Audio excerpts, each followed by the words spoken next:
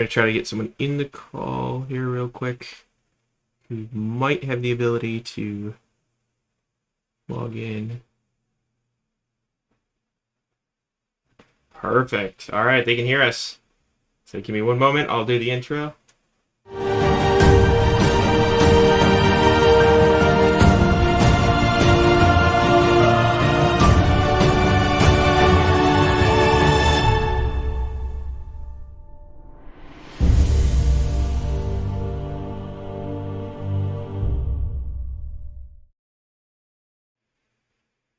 All right. Well, welcome everyone to our first global Cassandra meetup. And I just realized I've got echo on my end because I totally forgot to mute myself. All right, there we go. Sorry for the late start, folks. We had a couple technical difficulties, but we are here now. So I am joined today by Tej, who's going to do a really cool presentation. As you might have noticed from the logo, let's see, right up there, he works for Target. Target is a very big open source Cassandra user. They've been long-time supporters of the community. They've just been a really, really good part of the Cassandra community as well, especially up here in Minnesota, where I believe we're both located. So, with that, take it away. Awesome. Thanks, Eric. So, yeah, a couple of years back, when just before getting started, when Cassandra was open source to the Apache Foundation and when it was announced to public, many people were skeptical about using it because it's a kind of new database and all. So eventually, many industries started using it as a kind of like backend for or the cache or anything. Then, like last year, when everyone was moving to containerization, the databases generally don't go with the containerization well because the data storage volume point, it's a little difficult when the container moves around actually. So yeah, with this, let's get started. So I'm Tej Malepati. I work as a Cassandra tech lead at Target. It's just been 5 years and 1 month at Target actually. It's pretty nice and it's pretty cool to work on the new technologies and all that stuff. So yeah, I co-authored two books. One is Mastering Apache Cassandra 3x with Aaron Pletz and Advanced MySQL 8. So currently I'm pursuing my MBA as well at University of Minnesota, where I'm currently located, and I did my master's in computer science from University of New Mexico. So that's a brief introduction about me. So Target, Cassandra at Target. At Target, it is one of the kind of like early adopters of any kind of new technology. They explore not only any kind of new database technology, but even the other set of technologies as well. So it was one of the early adopters for migrating from bulky monolith applications to microservice architecture because it's a cloud native. Like we would like to go ahead, and that's the future which we're thinking of all going. So when we started exploring multiple NoSQL databases which are more cloud native and are kind of distributed, because any kind of retail industry generally requires um, high availability.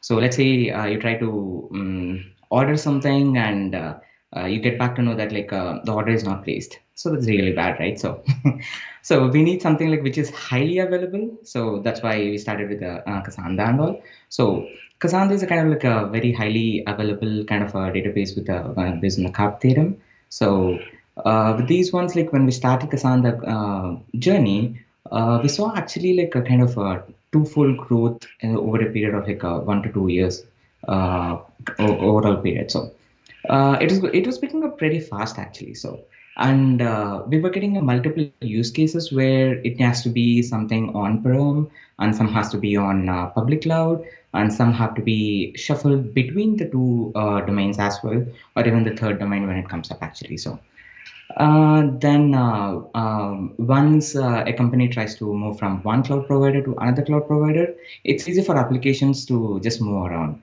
because they just cut the traffic, stop the microservices, and then move to the other ones. But for databases, it's very hard because you have to join to the part of the cluster, then expand the data, make sure the data is in sync, and then start decommissioning process.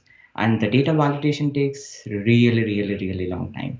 And if it's kind of like from relational database to non-relational databases, if you're going ahead with it, then definitely it's going to be pain. So yeah, Target started adopting in early 2014 with the SSL part as well. And recently we have done even the stocks part, because we have seen even finance applications coming down from their MySQL background to Cassandra. So yeah, so we are proudly announced that like, okay, we are all our clusters what we manage at Target are on 3.11.4 version, which is the latest version as of now. So Till 4.0, right? so oh yeah, 3.11.4, yeah. Next is 4.0 for sure. So when we start about the complexity to manage, um, we had close to 3 years or 2 years back, like it was close to 30 plus different versions across several clusters, and we had like 4,000 plus nodes across all the clusters actually, and 30 plus different ways of implementation, because when we're trying to migrate or anything, we was looking at like what is compatible to that particular domain where the Cassandra database is getting deployed, and then accordingly we used to manage it. So it was very difficult to manage like if a new use case is coming up, what kind of implementation we have to use, and the best practice on one cluster what we use and propagating to the other set of clusters was becoming very hard. And everyone knows that infra as a service or platform as a service, if you have multiple compute layers, it would be tough to manage as well.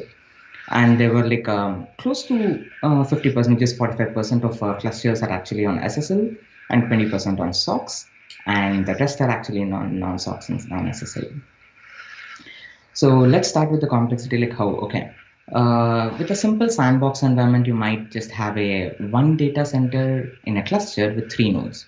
So doing any kind of like rolling restarts or config updates or in bumping up the CPU or bumping up the max heap size during your test process or anything. So it's easy, like just three nodes, right? You can just log in and then do it. So for example, let's scale it out now. So same single data center, but you have like four times the number of nodes, which is like 12 nodes. Still, it is okay, but like it's a little time taking. Now, when we go down to uh, two data centers with 12 nodes in each data center, it's going to be a little more complicated. So when I said like 100 plus clusters, we manage it because the target. So there are a few clusters which are like even 300, 400 nodes as well within a cluster. It's spread across like six data centers or eight data centers also. So you have like a couple of clusters which are eight data centers because of data availability and like different use cases we have it actually. So it's very complex, like when you have to update it across all the nodes in a particular cluster with a corresponding configuration. And let's say like you bumped up the heap size on one cluster, but like the same value is being used for the other cluster, which is not supposed to be used. It's very complicated. So yeah, so because of which, like when everyone is moving to containerization, as the apps are trying to move, and we have seen a couple of even other teams are trying to leverage like databases on Docker, and for the POC purposes, they are pretty much fine with it, but for production purposes, it was very tough to manage. So we at Target like we started leveraging this effort like last year. So we tried to figure out like what are the technical difficulties we would have it and all that stuff. So once we tried to figure out all that, the main blockers were actually kind of like SSL part, like how we like we have to how we can implement it actually. So because Docker is just a kind of like automated like where you can directly whatever is available, you use it and pick it up and use it. That's all. So, but like for example, like why we need the SSL part. So you know that like Target is a kind of like a publicly traded company. So we do maintain PII related information on Cassandra actually. So either business related information also. So which is a little confidential and we don't want to be kind of like a security compliant and all. So it's just a kind of like additional layer over the authentication so that it gives better confidence for the application teams to go ahead with it. So that was the reason mainly we went ahead with the SSL part integrated to Cassandra, where open source or even data stacks also has provided. So Now, when we come down to SSL, there is two different approaches. One is manual and the automated. With the manual approach, you have to generate on a particular node, or you can generate on another node and then SCP to the corresponding with all the public certs and the private key, the key store and trust stores, and make sure all the public certs of the nodes are actually imported into the trust store, and all the nodes do have maintained that and all, and then restart the Cassandra. So let's say you have a 400 node cluster, you have to do this approach. Is it going to be is it going to be easy? No, I don't think. So we went ahead with like automated approach where we have a automated cert API, like where you just make an API call, get back the cert, and then you can just directly convert it into the format which a database requires it, and then proceed with the restart. That can be done like that's a little bit, at least the lesser manual intervention, which is so we developed a kind of Chixie bot, which is written in Go actually. So we use this Chixie bot actually at multiple NoSQL technologies, not only for Cassandra. We use it for Elastic, we use it for Redis, we use it for um, even MongoDB as well. So based on different use cases in the technology, the key stores and trust stores have to be in different JKS formats and also. So with those corresponding formats, like this is kind of having the capability of passing on which kind of format you needed, and then automatically generate those ones, and then validate it, and then automatically it would be able to renew it as well when it's getting expired. You can put a kind of threshold that when it's getting expired 30 days or 45 days or something, you can definitely renew it automatically. And it would have like even the metrics as well, which is when it's going to expire and all. So it's a pretty cool like custom built application for like the SSL part where we generate it and push it out. So and it's like agnostic to any kind of OS, so we can use it on Linux. We can use it on this one, Windows as well, anything.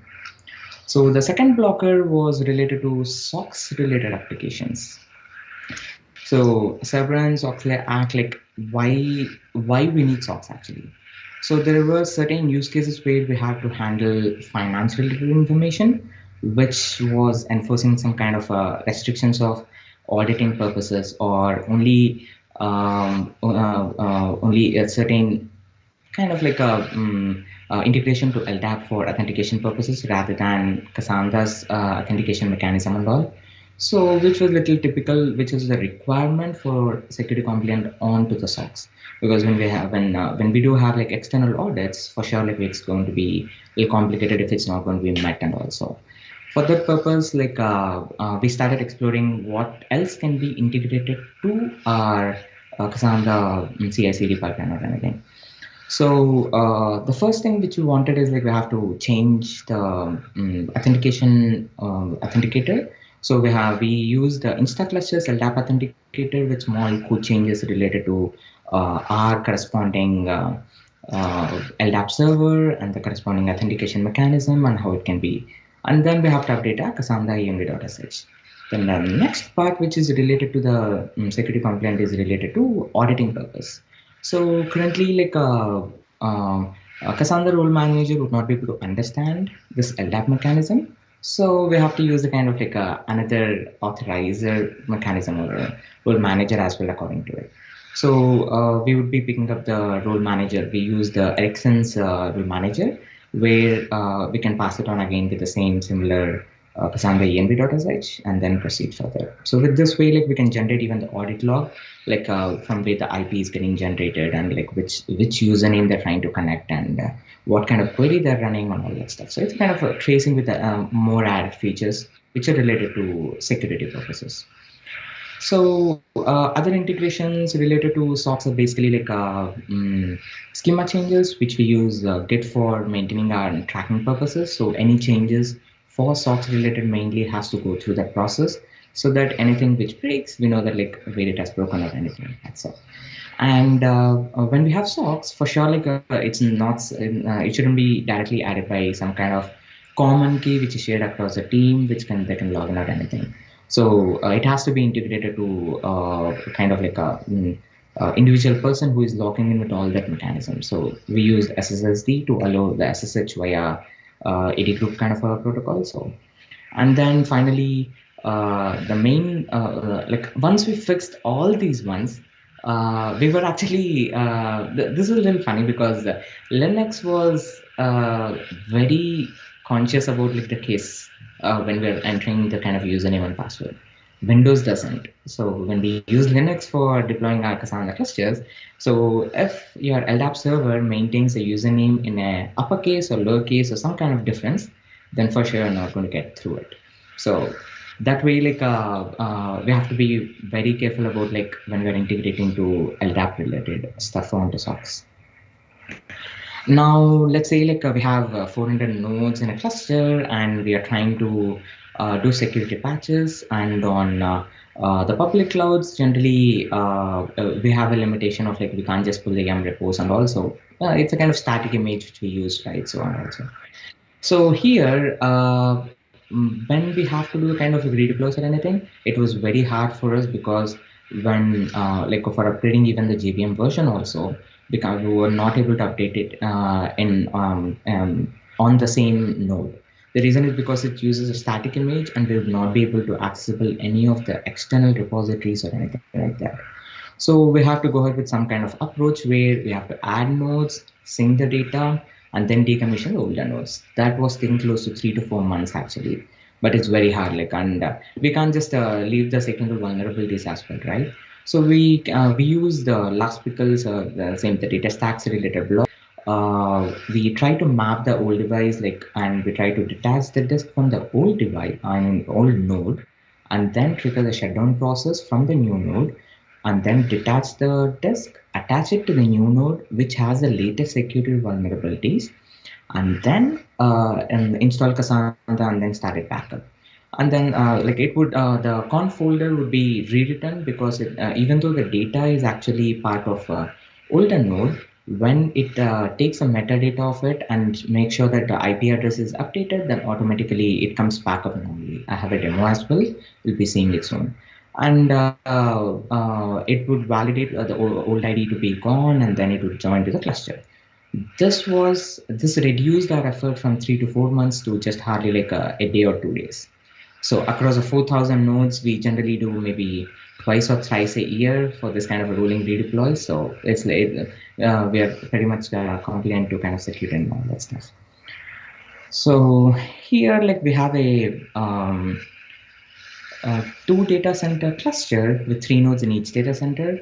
One is in central and one is in east. So here you can see I'm doing the cluster redeploys on a central region. So you can see that 1049, 81, 238 has gone down. So when it goes down, as it is only we are doing one node at a time, you wouldn't have any impact of business because they would be using local code. Unless and until if there are any applications which use all, that time we do it generally during off business hours and make sure that none of the like all kind of consistency is running because there would be errors and all. So what's happening now behind the scenes is the new node is coming up, and the new node has shut down this particular 1049, 81, 238 in FAZ of Central. It's going down, gracefully shutting down all the services on that particular node, and then it would detach the disk and then attach it to the new node, and then it would automatically come back up. So if you just give, yeah, you can see F is back up again on new node, which is like 10, 49, 80, and 131.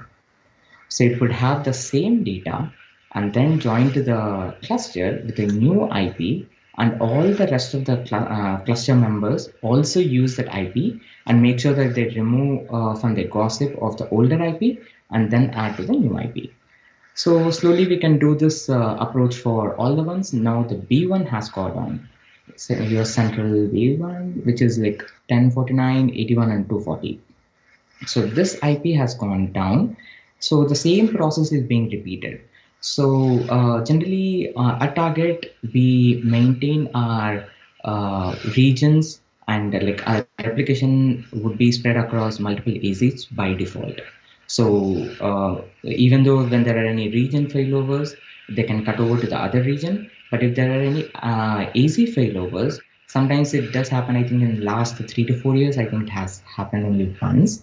But like none of our applications had any issues actually, because they were using local quorum, and even though one AZ is not available, still it would be able to succeed with all the writes or reads or anything. And it wasn't for a long time. It came back within 3 to 5 minutes, and then like it would have, even though there are any writes happening, it would automatically may divert the hints to the corresponding node, and it should be back up. So you can see that B is already back up now.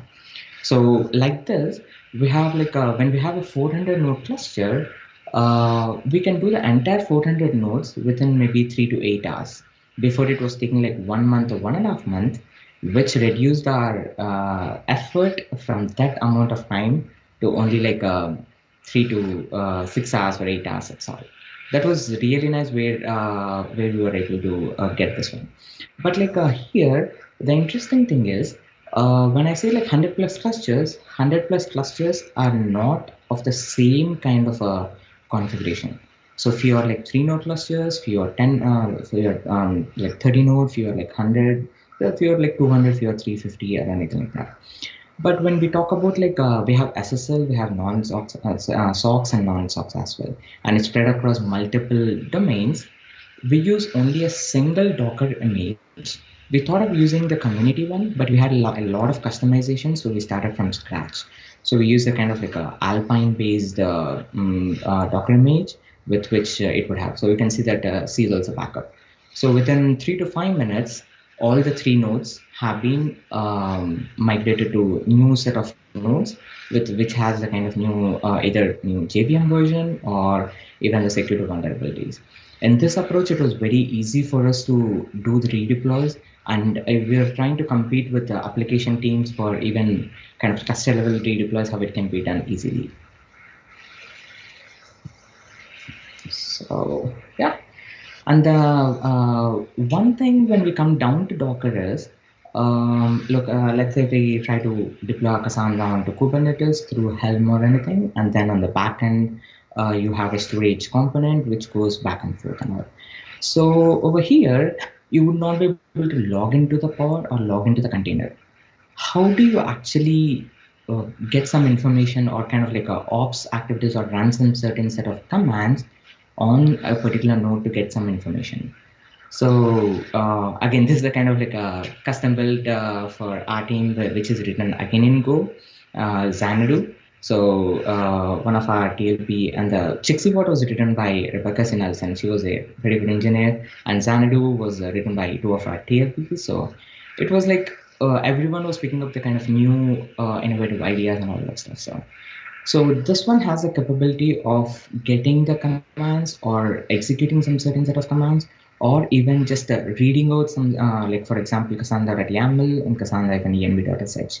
So these two are the pretty much main important configuration files. We use it on Cassandra for altering anything, because our logback.xml is almost pretty much same across all the clusters, so that it would be integrated part of the container, so it shouldn't have any issues.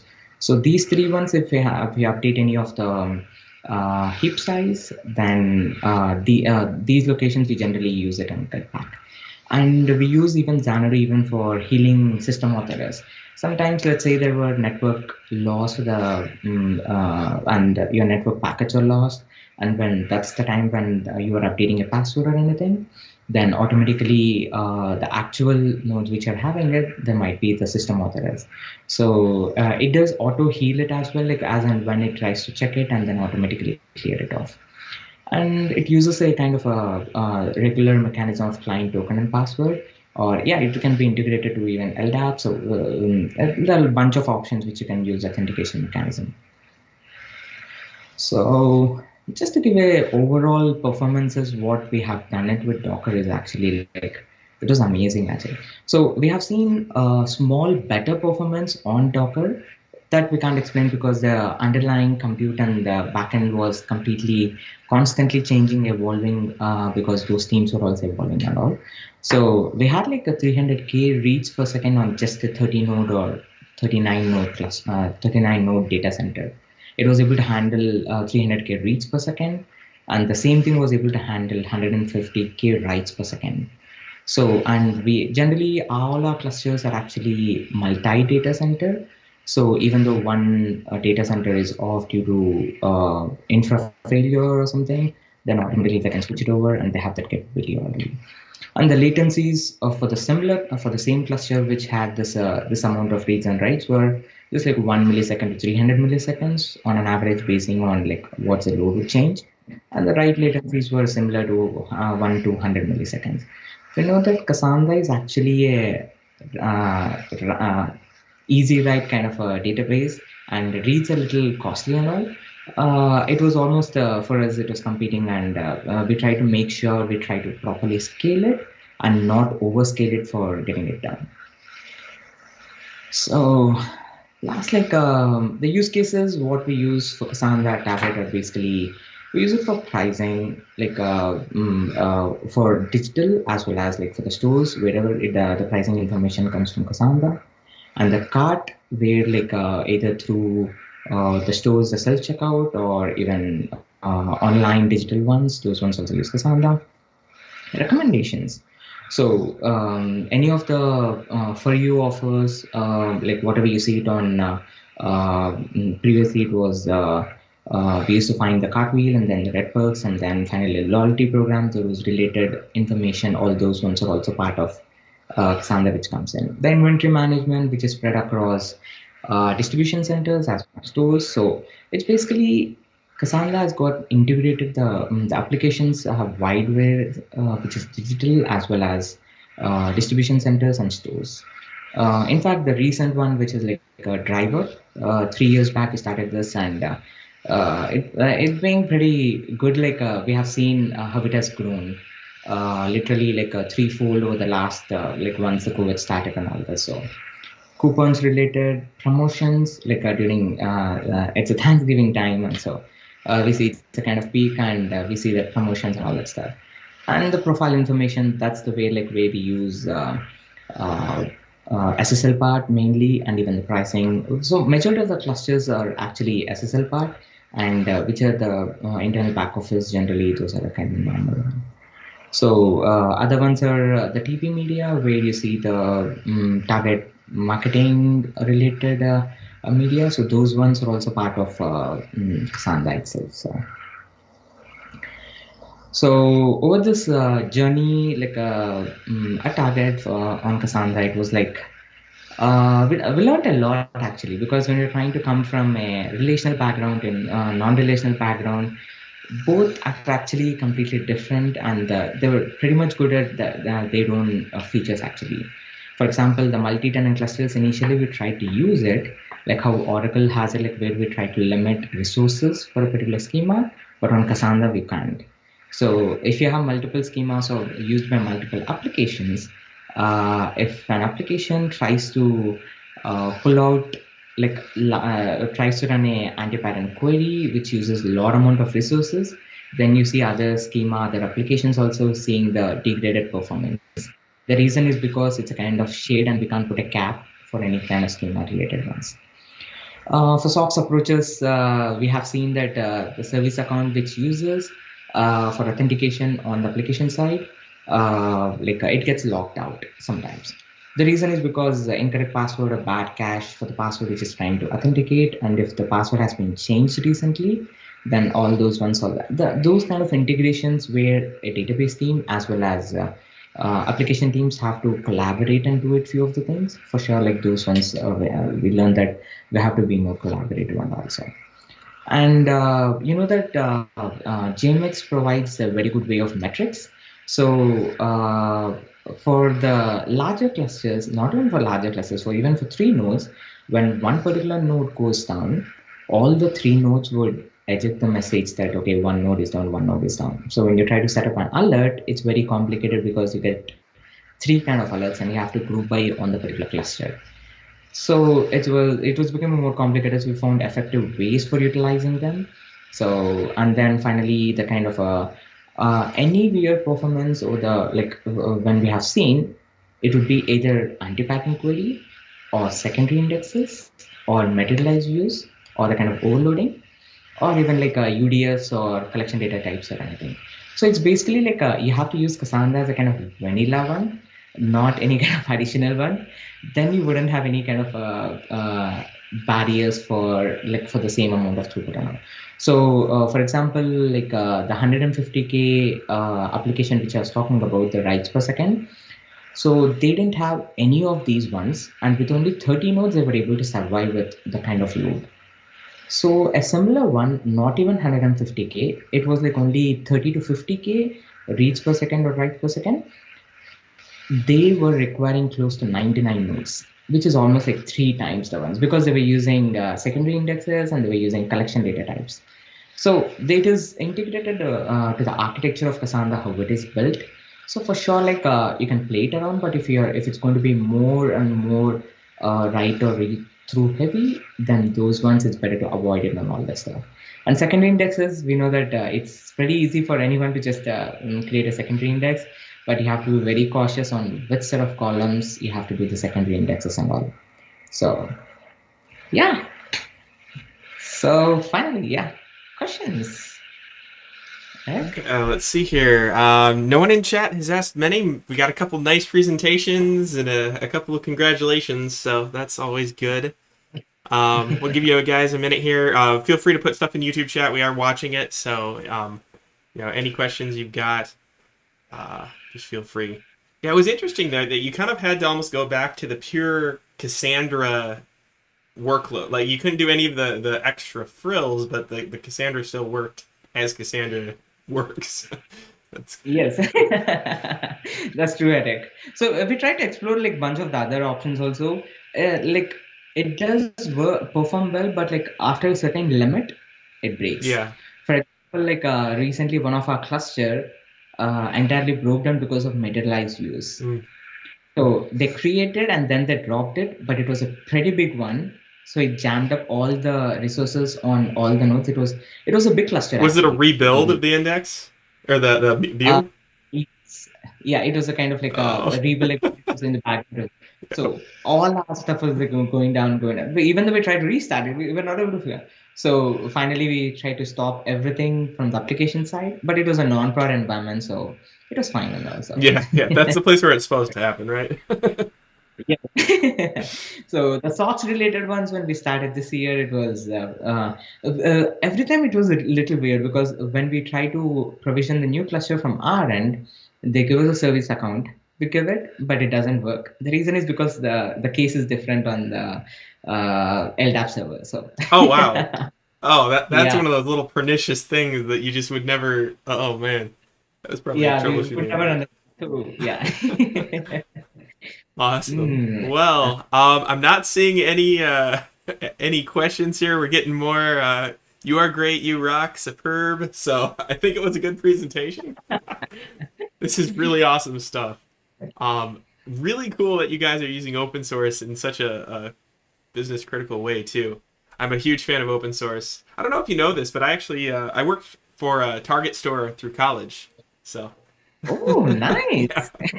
yeah, long before my DataStax days. Oh, But nice. Yeah, I don't know selling about you actually. So, like initially, when he came down for the data talks or anything at Austin, Texas, and data stacks were hosting and all that stuff. Yeah. that's funny. All right. Well, if we don't have any other questions here, I think we can give it a wrap. Thank you so much for presenting. Next time, we have a couple interesting things in the works. Stay tuned. There will be an announcement going out on Eventbrite.